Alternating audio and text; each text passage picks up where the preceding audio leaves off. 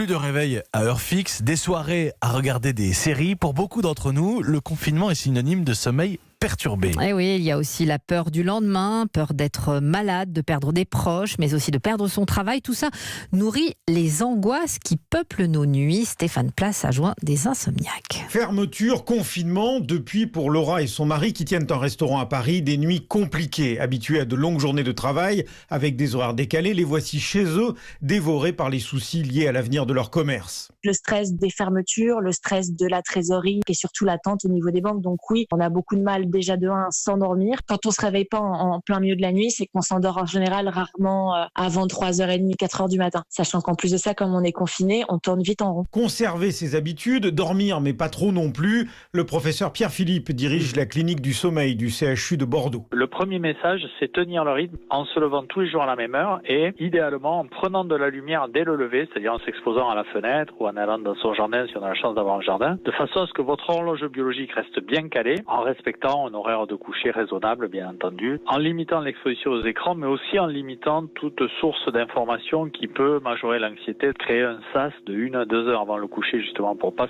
s'exposer à des phénomènes anxieux. L'hygiène du sommeil, indispensable pour ne pas sortir complètement désynchronisé du confinement. Bordeaux, Roman Wauquiez, Stéphane Place, Europe 1.